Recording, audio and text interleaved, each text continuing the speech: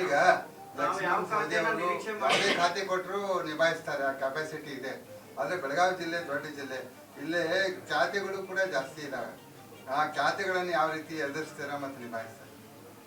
ನಾನೇನು ಹೊಸದಾಗಿ ಮಂತ್ರಿ ಆಗಿಲ್ಲ, ಇದು 4ನೇ ಬಾರಿಗೆ ಆಗಿರ್ತಕ್ಕಂಥದ್ದು.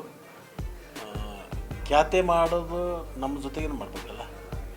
ಖ್ಯಾತೆ ಮಾಡಿದರೆ ಅವ್ರಿಗೆ ಪರಿಹಾರ ಸಿಗದ ಸಂದರ್ಭದಲ್ಲಿ ಖ್ಯಾತೆ ಮಾಡ್ತಿರ್ತಾರೆ, ಅದ್ರ ಪರಿಹಾರ ಕಂಡುಕೊಂಡು ಅದನ್ನು ಸರಿ ಮಾಡುವಂಥ ಕೆಲಸ ಮಾಡೋಣ. ಇಬ್ಬರು ಬಳ್ಳಾರಿಗೆ ಸಚಿವ ಸ್ಥಾನ ಸಿಕ್ಕಿದೆ. ಬೆಳಗಾವಿ ಇದರಲ್ಲಿ ರಾಜಕೀಯ ತೂಕ ಹೆಚ್ಚಾಯಿತು. ಬೆಳಗಾವಿಗೆ ಇನ್ನೂ ಅನುದಾನ ಬರ್ಬೋದು. ಏನು ನಡೀತು ನೋಡ್ಬೇಕು, ಅದನ್ನು ವರಿಷ್ಠರು ತೀರ್ಮಾನ ಮಾಡ್ತಾರೆ. ಒಟ್ಟು ನಮ್ಮ ಜಿಲ್ಲೆ ಸರ್ವಾಂಗೀಣ ಅಭಿವೃದ್ಧಿಗೆ ಏನು ಪ್ಲ್ಯಾನ್ ಮಾಡಬೇಕು ಪ್ಲ್ಯಾನ್ ಮಾಡ್ತೀವಿ.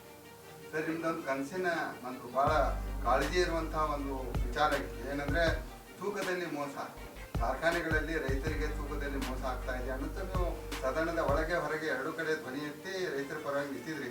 ಈಗ ನೀವು ಸರ್ಕಾರದ ಒಳಗಡೆ ಹೋಗಿಬಿಟ್ಟಿದ್ದೀರಾ, ಅದನ್ನು ಯಾವ ರೀತಿಯಾಗಿ ಪರಿಹಾರ ಮಾಡ್ತೀರಿ? ಸಂಬಂಧಪಟ್ಟಂಥ ಸಚಿವರ ಜೊತೆಗೆ ಕೂತ್ಕೊಂಡು ಏನು ಮಾಡಬೇಕು, ಏನು ಯಾವ ಥರದಿಂದ ನಡ್ಕೋಬೇಕು ಅನ್ನೋವಂಥದ್ದು ಅವ್ರ ಜೊತೆಗೆ ಚರ್ಚೆ ಮಾಡಿ ಅದನ್ನು ತೀರ್ಮಾನ ಮಾಡಲಿಕ್ಕೆ ನಾನು ಸಂಬಂಧಪಟ್ಟಂಥ ಯಾರಿಗೆ ಸಕ್ಕರೆ ಇಲಾಖೆ ಹೋಗುತ್ತೆ ಅವ್ರ ಜೊತೆಗೆ ಕೂತ್ಕೊಂಡು ಚರ್ಚೆ ಮಾಡಿ ಅದನ್ನು ತೀರ್ಮಾನ ಮಾಡ್ತೀವಿ.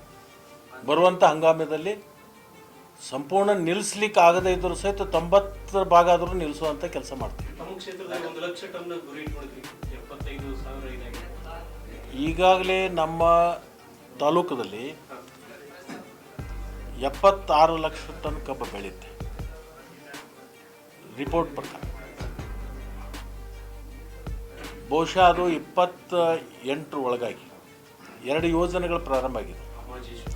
ಒಂದು ಅಮಾಜೇಶ್ವರಿ, ಇನ್ನೊಂದು ಬಸವೇಶ್ವರ. ಬಸವೇಶ್ವರನು 90 ಭಾಗ ಮುಗಿದಿದೆ, ಅಮಾಜೇಶ್ವರ 90 ಭಾಗ ಮುಗಿದಿದೆ.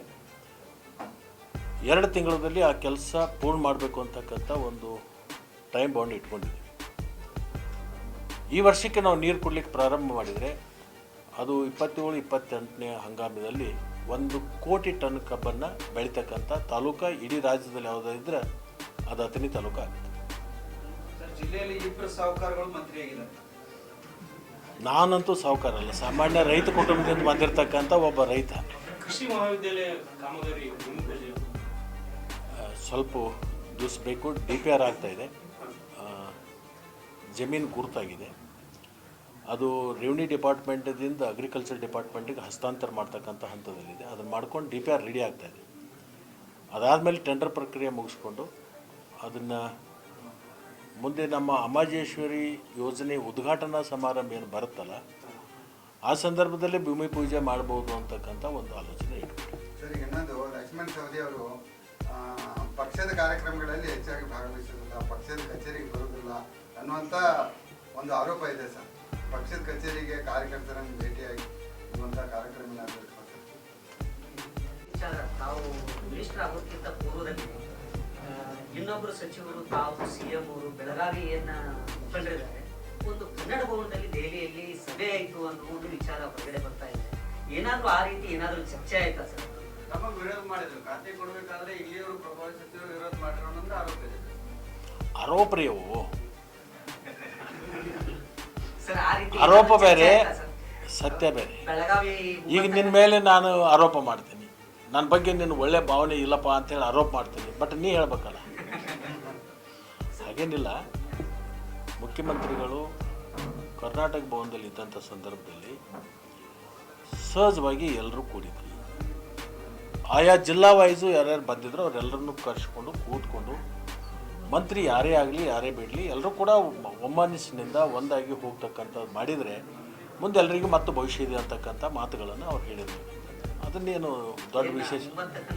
ಚುನಾವಣೆ, ವಿಧಾನಸಭಾ ಚುನಾವಣೆಯಲ್ಲಿ ಬೆಳಗಾವಿಯಲ್ಲಿ 11 ಕ್ಷೇತ್ರಗಳಲ್ಲಿ 12 ಕ್ಷೇತ್ರಗಳಲ್ಲಿ ಕಾಂಗ್ರೆಸ್ ಕೆಲಸ.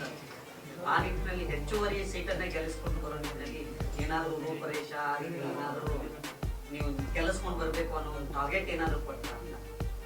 ಈಗ ನ್ಯೂಸ್ ಫಸ್ಟ್ದಲ್ಲಿ ಇದೆ, ಶ್ರೀಕಾಂತ್ ಕುಬ್ಬಕಡ್ಡಿ ನ್ಯೂಸ್ ಫಸ್ಟದು ವರದಿ ಮಾಡ್ತಾನೆ.